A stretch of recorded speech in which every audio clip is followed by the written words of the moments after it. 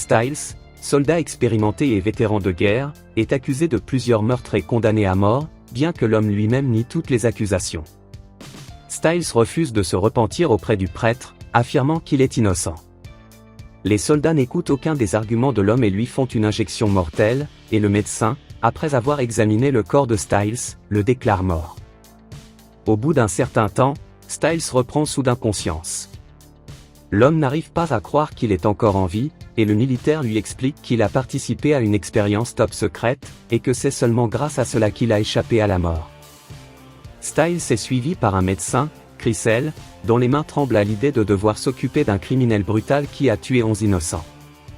Styles affirme à nouveau qu'il a été piégé et qu'il n'a tué personne, mais la femme ne le croit pas. Chriselle prélève des échantillons de cheveux, de sang et de peau de l'homme. Styles pose des questions sur l'expérience médicale à venir, mais le médecin se contente de hausser les épaules. Par la suite, l'un des généraux révèle à Chriselle la nature de l'expérience. Il s'avère que les militaires vont injecter à Styles l'ADN extraterrestre qu'ils ont récemment mis la main sur. Chriselle est horrifiée, car cela pourrait causer à Styles de terribles tourments, mais cela ne dérange pas vraiment les hauts gradés de l'armée. Chriselle entend également une conversation entre Styles et le général, au cours de laquelle elle comprend que l'homme est probablement innocent, mais qu'il a désobéi aux ordres de ses supérieurs et qu'il sera sévèrement puni pour cela.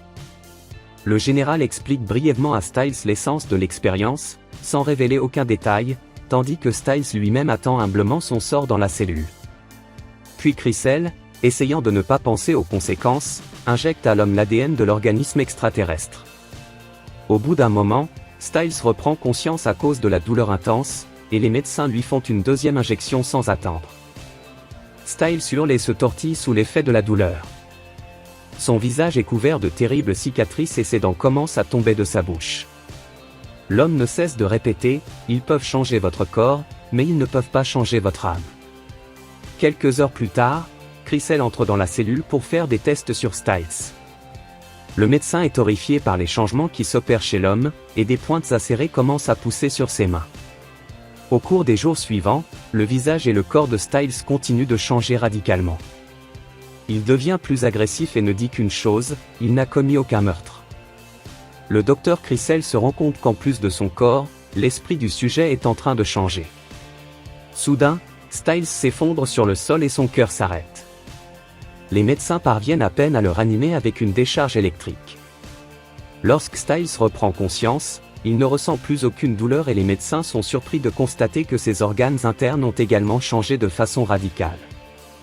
Chriselle rapporte aux militaires que Styles s'adapte 3 fois plus vite qu'avant à son environnement et qu'il est 5 fois plus fort que les personnes normales. En outre, il peut entendre ce que disent les autres à une grande distance. Styles, complètement transformé, parvient à s'échapper de sa cellule. Il s'avère que les militaires ont laissé le prisonnier s'échapper à dessein. Les soldats vont lui ouvrir une chasse pour voir à quel point il sera difficile de combattre les extraterrestres, ainsi que pour évaluer leurs forces et leurs faiblesses. Le docteur Chriselle est choqué, car le triste sort de Styles était à l'origine couru d'avance. Styles lui-même arrive alors dans la forêt, où il voit son reflet effrayant dans le lit de la rivière, et se répète encore une fois, « Ils peuvent changer ton corps, mais ils ne peuvent pas changer ton âme. » Le fugitif parvient à capturer l'un des soldats. Styles prend le talkie-walkie du soldat et contacte le général. Il lui dit qu'il ne veut tuer personne et lui demande de le laisser tranquille, puis s'enfuit. Les militaires qui arrivent quelques minutes plus tard tuent accidentellement le soldat capturé, décidant qu'il s'agit de Styles. Comprenant que le fugitif ne peut être attrapé aussi facilement, le général prend un peloton des meilleurs soldats et se lance personnellement à sa poursuite. En chemin, les militaires entendent un bruit étrange, mais personne n'est vu dans les parages. Cependant, Styles se montre plus malin que ses adversaires et prend inopinément le général en otage. L'homme oblige le général à dire aux soldats qui les entourent que Styles n'a tué personne et qu'il a juste été piégé pour avoir désobéi aux ordres. Styles distrait alors les soldats avec une explosion et s'échappe à nouveau sans blesser personne. Bientôt, Styles retourne en cachette à la base militaire et s'infiltre dans le laboratoire.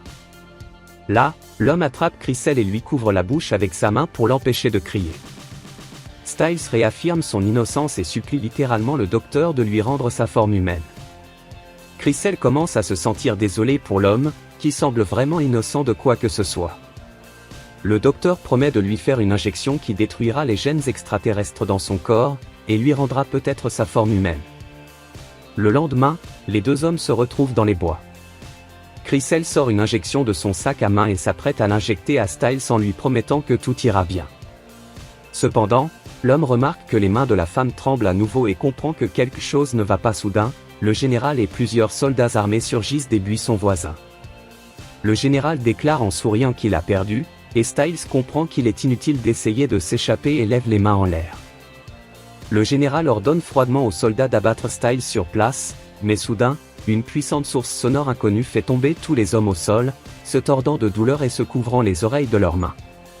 Comme sortis de nulle part, plusieurs extraterrestres apparaissent, ressemblant beaucoup à Styles, qui a changé. Les soldats s'allongent alors sur le sol, incapables de résister. Le chef des extraterrestres s'approche de Styles et lui pose une main sur l'épaule en signe d'approbation, après quoi tous les extraterrestres se téléportent dans leur vaisseau volant. Les militaires se relèvent enfin et réalisent avec horreur qu'ils ont échoué lamentablement dans une mission cruciale. En même temps, les extraterrestres ont constaté l'agressivité et la cruauté des terriens qui, pour atteindre leurs objectifs ambitieux, sont prêts à sacrifier n'importe qui.